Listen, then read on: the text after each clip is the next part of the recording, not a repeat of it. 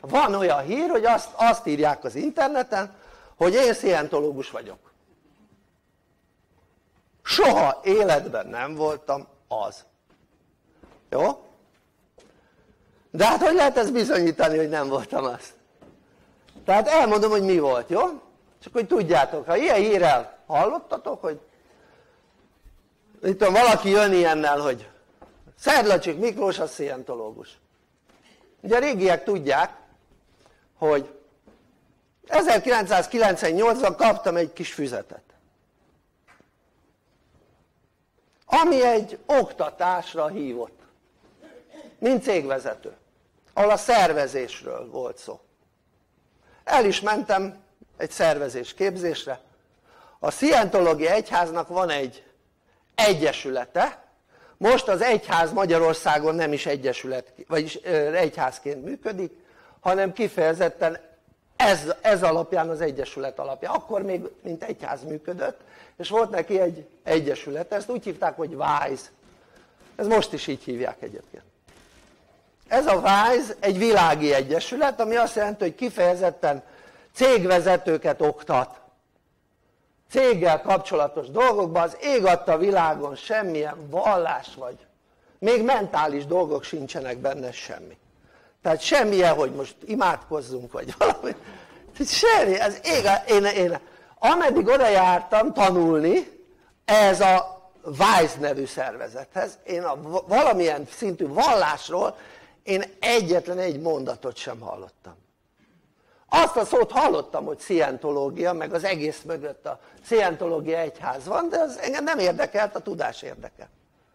És ugye ott van egy létrehozója ennek az egésznek, aki már rég nem él, ezt úgy hívták, hogy Aaron Hubbard, és ez egy igen okos emberke volt. A világ történelemben egyetlen egy író sem írt annyi könyvet, mint ő. Senki. Tudod, mennyi könyvet írt? Hát gyakorlatilag, ha így élére állítva állítanád az irodalmát, amit ő írt, akkor körülbelül majdnem olyan széles lenne, mint ez a terem. Tehát élére állítva a könyvek. Tehát annyi könyvet írt életében. Tehát egy nagyon tevékeny író volt. Jó, hát egy csomó könyv úgy szeretett, hogy előadásokat tartott, és fölvették és legépelték. Jó, tehát nem feltétlenül ő írta kézzel, hanem az alkalmazottai írták. De mondom, ember nem volt, aki ennyi könyvet írt volna még a történelem során. És ugye mindig az emberekkel foglalkozott, hogy hogyan működnek az emberek. És engem érdekelt ez a tudás.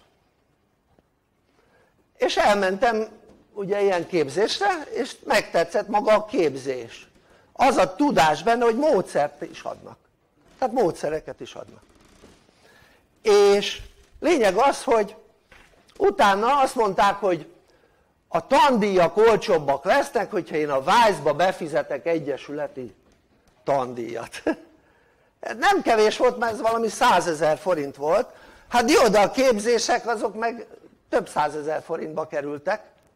Akkor, ez mondom 98-at írunk, és 99-ben lettem WISE tag egy évig. És ez a WISE tagok listája valahonnan kikerült, és fölrakták az internetre. Akkor. És én ott voltam, mint WISE tag. Oké? És erre rám fogták, hogy én szientológus vagyok. Hát semmi köze nem volt a WISE-nak, meg a szientológiának egymáshoz ezen a szinten, hogy csak az lehetett volna WISE tag, aki szientológus. És lényeg az, hogy egy évig voltam csak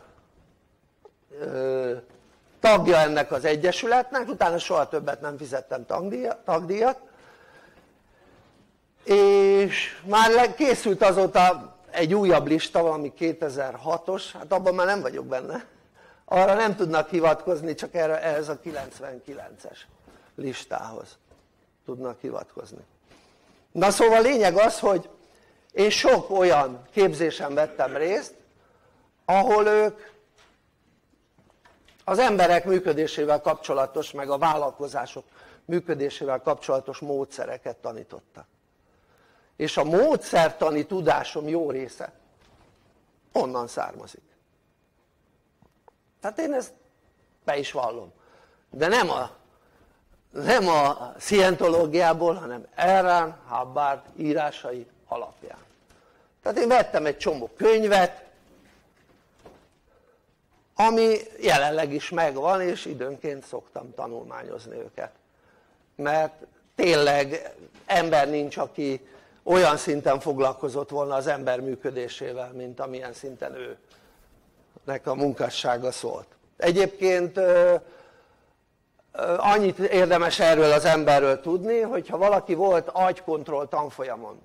Kezeket volt valaki? Elég sokan. Hallottatok olyanról, hogy José Silva, nem? Ő az agykontroll alapítója, elindítója. Na ez a José Silva meg ez az Errán Hubbard, ezek barátok voltak. És együtt kutatták az ember működését. Majd szétváltak, és José Silva elment az agykontroll irányába, Errán Hubbard meg a dianetika irányába, mert ugye a dianetika előbb volt, mint a szientológia, abba az irányba, és akkor utána külön-külön kutatták tovább az ember működését. De régen együtt munkálkodtak. Jó? No, ennyit erről a témáról, csak ha valaki, tehát soha nem voltam szientológus, de tanultam a Wise-nál, amely nem szientológia, hanem kifejezetten, mondom, én 2010-ben voltam utoljára olyan képzésen, amiket a Wise tartott, azóta nem, de addig egy pár millió forintot kifizettem a képzésekre, egy jó pár milliót, úgy összességében, de megérte.